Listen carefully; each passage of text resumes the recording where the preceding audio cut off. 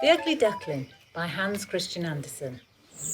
It was lovely summer weather in the country, and the golden corn, the green oats and the haystacks piled up in the meadows looked beautiful. The stork was walking around on his long red legs, chattering in Egyptian language, which he'd learnt from his mother. The cornfields and the meadows were surrounded by large forests, in the midst of which were deep pools. It was indeed delightful to walk in the country, and in a sunny spot stood a pleasant old farmhouse close by a deep river. And from the house down to the waterside grew giant burdock leaves, so high that under the tallest of them a little child could stand upright. The spot was as wild as the centre of the thick wood, and in this snug retreat sat a duck on her nest, watching and waiting for her brood to hatch. She was beginning to get tired of her task, for the little ones were a long time coming out of their shells, and she seldom had any visitors. The other ducks liked much better to swim about in the river than to climb up the slippery banks and sit under a burdock leaf. At length, one shell cracked, and then another, and from each egg came a living creature that lifted its head and cried, "Beep, beep!" "Quack, quack," said the mother, and then they all quacked as well as they could and looked about them on every side at the large green leaves. Their mother allowed them to look as much as they liked, because green is good for the eyes. "How large the world is," said the little ducks as they looked round and found out how much more room there was than inside the eggshell. "Do you imagine this is the whole world?" asked their mother. "Wait until you've seen the garden. It stretches far beyond that to the parson's field, but I've never ventured such a distance. Now, are you all out?" she continued, rising. "Oh, no, I declare, the largest egg still lies there, still. I wonder how long I have to wait. I'm getting quite tired of it." And she seated herself back down on the nest. "Well, how are you getting on?" asked an old duck who paid her a visit. "One egg is not yet hatched," said the duck. "It just will not break. But just look at all the others. Aren't they the prettiest little ducklings you've ever seen? They are the image of their father, who was so unkind he never comes to see you." "Let me see that egg that will not break," said the duck. "I have no doubt it's a turkey egg. I was persuaded to hatch some once, and after all my care and trouble with the young ones, they were afraid of the water. I quacked and I clucked, but all to no purpose. I could not get them to venture in. Now, let me have a look at that egg. Oh yes, that's a turkey's egg. Take my advice, leave it where it is and teach the other children to swim." "I think I'll sit on it a little while longer," said the duck. "As I've sat so long already, a few days will be nothing more." "Oh, please yourself," said the old duck, and she went away. At last the large egg broke, and a young one crept forth, crying, "Beep, beep." It was very large and ugly. The duck stared at it and exclaimed, "It is very large and not at all like the others. I wonder if it really is a turkey. We shall soon find it out, however, if we go down to the water. It must go in, even if I have to push it in myself." On the next day, the weather was delightful and the sun shone brightly on the green burdock leaves. So the mother took her young brood down to the water and jumped in with a big splash. "Quack, quack," she cried, and one after another the little ducklings jumped in. The water closed over their heads, but they came up again in an instant and swam about prettily with their little legs paddling underneath them as fast as they possibly could. And the ugly duckling was also in the water with them. "Oh," said the mother, "that's not a turkey. How well he uses his legs, and how upright he holds himself. He is my own child, and he's not so ugly after all if you look at him properly. Quack, quack. Now come with me now. I'll take you into the grand society and introduce you to the farmyard. But you must keep close to me, or you may be trodden upon. And beware of the cat. When they reached the farmyard, there was a great disturbance. 2 families were fighting for an eel's head, which after all was carried off by the cat. See, children, that is the way of the world, said the mother duck, wetting her beak. She would have liked the eel's head for herself. Come now, use your legs and let's see how well you can behave. You must bow your heads prettily to that old duck yonder. She's the highest born of them all and has Spanish blood. Therefore, she's very well off. Don't you see she has a little red flag tied to her leg, which is something very grand and a great honour for a duck. It shows that everyone is anxious not to lose her. Now, don't turn your toes. A well-bred duckling spreads his feet wide apart, just like his father and mother. And in this way. Now, bend your neck and say quack. The ducklings did as they were bid, but the other duck stared and said, Look, here comes another brood, as if there were not enough of us already. And what a queer-looking object one of them is. Oh, we don't want him here. And then one flew out and bit him on the neck. Let him alone, said his mother. He's not doing any harm. Yes, but he's big and he's ugly, said the other spiteful duck, and therefore he must be turned out. The others are very pretty children, said the old duck, with the rag on her leg. All but that one. I wish his mother could improve him a little. That's impossible, your grace, replied his mother. He's not pretty, but he's very good disposition, and he swims well, or even better than the others. I think he'll grow up pretty, and perhaps be smaller. He has remained too long in the egg, and perhaps therefore his figure is not properly formed. And then she stroked his neck and smoothed his feathers, saying, It's a drake, and therefore not so much of a consequence. I think he'll grow up strong and able to take care of himself. The other ducklings are graceful enough, said the old duck. Now make yourself at home, and if you can find an eel's head, you can bring it to me. And so they made themselves comfortable. But the poor old duckling, who had crept out of his shell last of all and looked so ugly, was bitten and pushed and made fun of. Not by all the ducks, but by all the poultry. He's too big, they all said. And the turkey cock, who had been born into the world with spurs and fancied himself really as an emperor, puffed himself out like a vessel in full sail and flew at the duckling and became quite red in the head with passion. So that poor little thing didn't know where to go and was quite miserable because he was so ugly and laughed at by the whole farmyard. So it went on from day to day until it got worse and worse. The poor duckling was driven about by everyone. Even his brothers and sisters were unkind to him and would say, "Oh, you ugly creature, I wish the cat would get you." And his mother said she wished he'd never been born. The ducks pecked him, the chickens beat him, and the girl who fed the poultry kicked him with her feet.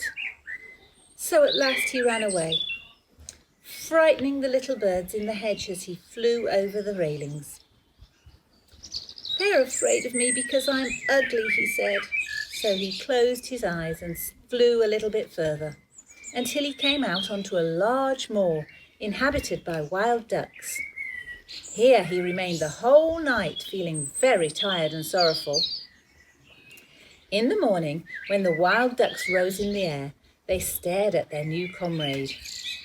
"Oh, what sort of duck are you?" they all said, coming round him.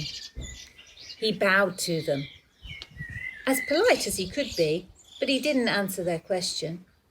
"You're exceedingly ugly," said the wild ducks. "But that'll not matter if you do want to marry into one of our family." Oh, poor thing. He had no thoughts of marriage. All he wanted was permission to lie among the rushes and drink some of the water on the moor. After he'd been on the moor 2 days, there came 2 wild geese, or rather goslings, for they had not been out of the eggs for very long. They were very saucy. "Listen, friend," said one of them to the duckling, "you're so ugly that we like you very well. Will you go with us and become a bird of passage?" Not far from here is another moor, and in which there are some pretty wild geese, all unmarried. It's a chance for you to get a wife, and maybe you'll be lucky, even as ugly as you are. "Bop, bop," sounded in the air, and the 2 wild geese fell dead amongst the rushes. And the water was tinged with blood. "Pop, pop," echoed far and wide in the distance, and wild flocks of geese rose up in the rushes. The sound continued from every direction, and the sportsmen surrounded the moor. Some were even seated on branches of trees overlooking the rushes. The blue smoke from their guns rose like clouds over the trees, and as it floated away across the water, a number of sporting dogs bounded in among the rushes, which bent underneath them wherever they went. However, they terrified the poor duckling. He turned his head to hide it under his wing, and at that moment a large, terrible dog passed quite near to him. His jaws were open, his tongue hung out from his mouth, and his eyes glared fearfully. He thrust his nose close to the duckling, showing his sharp teeth, and then splash, splash, he went into the water without touching him. "Oh," sighed the duckling, "how thankful I am that I'm ugly. Even the dog wouldn't bite me." And so he lay quite still whilst the shots rattled through the rushes, and gun after gun fired over him. It was late in the day before it all became quiet, but even then the poor young thing didn't dare to move. He waited quietly for several hours, and then, after looking carefully all around him, he hastened away from the moor as fast as he could. He ran over the field and the meadow till a storm arose, and then he could hardly see against it. Towards the evening he reached a poor little cottage that seemed ready to fall, and only remained standing because it couldn't decide on which side to fall first. The storm continued so violently that the duckling couldn't go any further. He sat down by the cottage, and then he noticed that the hinges having given way. There was therefore a narrow little opening at the bottom that was large enough just for him to slip through, which he did very quietly, and he got shelter for the night. A woman, a tomcat, and a hen lived in the cottage. The tomcat, who the mistress called my little son, was a great favourite. He could raise his back and purr, and could even throw sparks out from his fur if he was stroked the wrong way. The hen had very short legs, so she was called Chickie Shortlegs. She laid good eggs for her mistress, and her mistress loved her as if she had been her own child. In the morning, the strange visitor was discovered, and the tomcat began to purr, and then the hen began to cluck. "What's all the noise about?" said the old woman, looking around the room. But her sight wasn't very good. Therefore, when she saw the duckling, she thought it must be a fat duck that had strayed from home.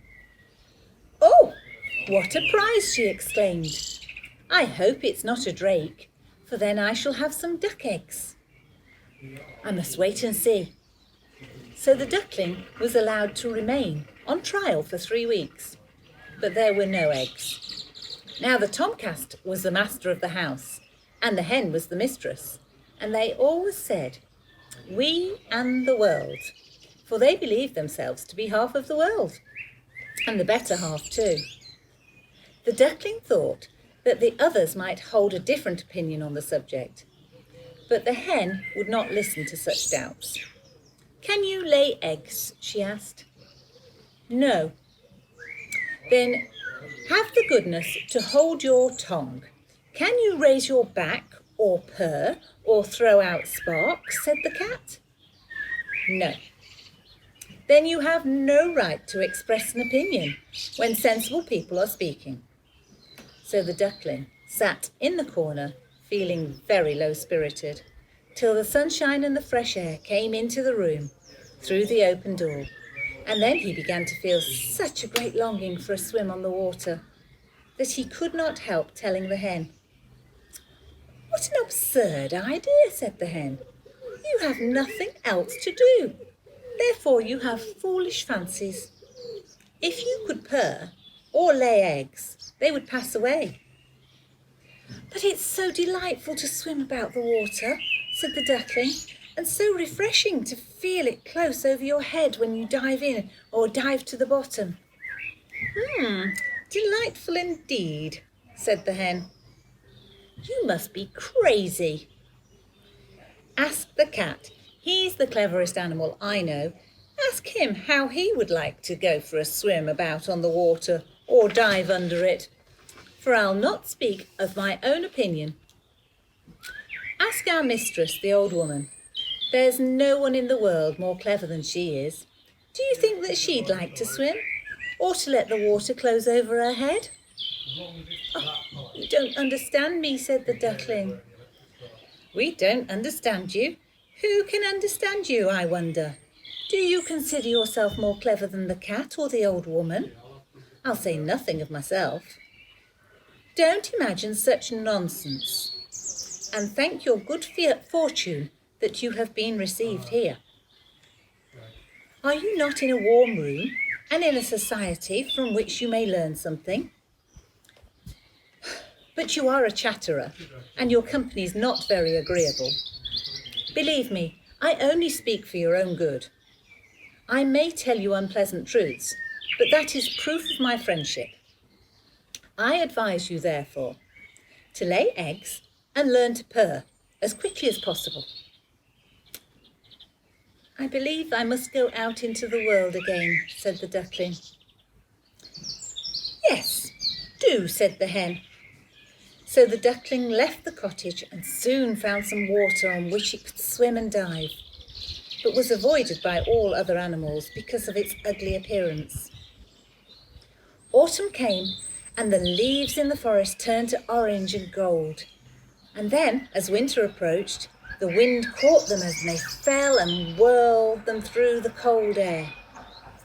The clouds were heavy and had hail and snowflakes, and the raven stood on the ferns crying, "Croak, croak." It made one shiver with the cold to look at him. All of this was very sad for the poor little duckling.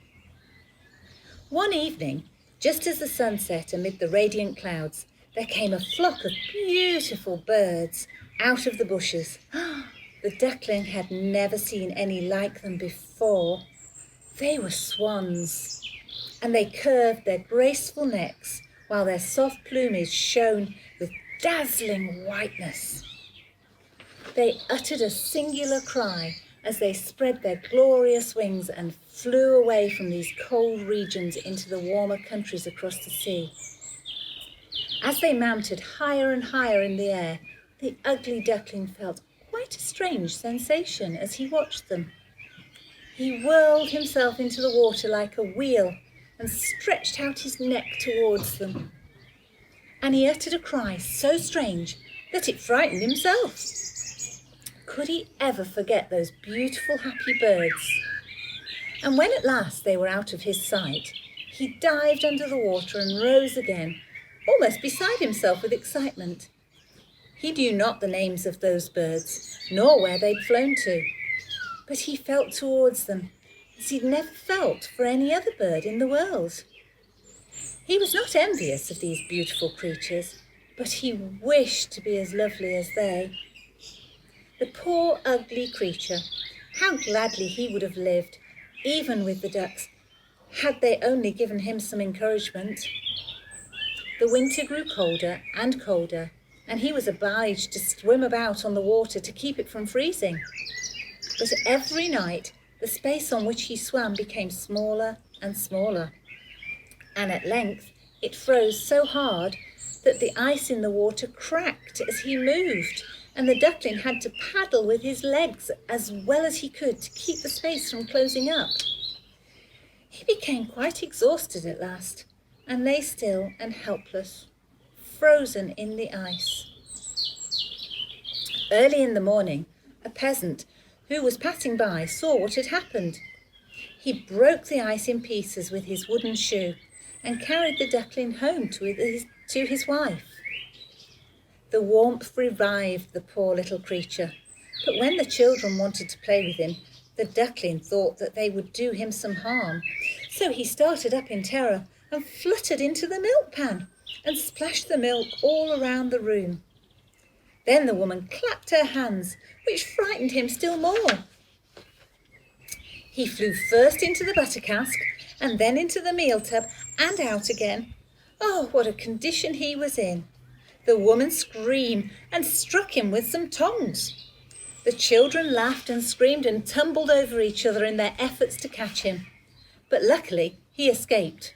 The door stood open, and the poor creature could just manage to slip out amongst the bushes and lie down exhausted in the newly fallen snow. Oh, it would be very sad were I to relate all the misery and privations that this poor little duckling endured during that hard winter. But when it had passed, he found himself lying one morning in a moor amongst the rushes. He felt the warm sunshine shining and heard the lark singing and saw all around was beautiful spring. And then the young birds felt that his wings were strong as he flapped them against his sides, and he rose high into the air. They bore him onwards until he found himself in a large garden. Before he well knew it, the apple trees were in full blossom, and the fragrant elders bent their long green branches down to the stream which wound around a smooth lawn. Everything looked so beautiful and in the freshness of the early spring. From a thicket close came 3 beautiful white swans, rustling their feathers and swimming lightly over the water. The duckling remembered those lovely birds and felt more strangely unhappy than ever. "I'm going to fly to those royal birds," he exclaimed, "and they'll kill me because I am so ugly and that I've dared to approach him. But it doesn't matter. It's better to be killed by them than pecked by ducks and beaten by hens and pushed about by a maiden who feeds poultry or starved in the hunger of winter." So then he flew into the water and swam towards the beautiful swans. The moment they espied the stranger, they rushed to meet him with outstretched wings. "Kill me," said the poor bird, and he bent his head down to the surface of water and awaited his death. But what did he see in the clear stream below? His own image? No longer a dark grey bird, ugly and disagreeable to look at, but a graceful, beautiful swan. To be born in a duck's nest in a farmyard is of no consequence to a bird if it's hatched from a swan's egg. He now felt glad at having suffered sorrow and trouble, because it enabled him to enjoy so much better all the pleasures and happiness around him. For the great swans swam round the newcomer and stroked his neck with their beaks and as a welcome. Into the garden presently came some little children, and they threw bread and cake into the water. "See," cried the youngest, "there is a new one." And the rest were delighted and ran to their father and mother, dancing and clapping their hands and shouting joyously, "There's another swan come! There's a new one that's arrived!" And then they threw more bread and cake into the water and said, "The new one is the most beautiful of all. He's so young and so pretty." And the swans all bowed their heads before him. And then he felt quite ashamed and hid his head under his wing, for he didn't know what to do. He was so happy and yet not at all proud. He had been persecuted and despised for his ugliness, and now he heard them say he was the most beautiful of all the birds. Even the elder tree bent down its boughs into the water before him, and the sun shone warm and bright. Then he rustled his feathers, curved his slender neck, and cried joyfully from the depths of his heart, "I never dreamed of such happiness as this whilst I was an ugly duckling."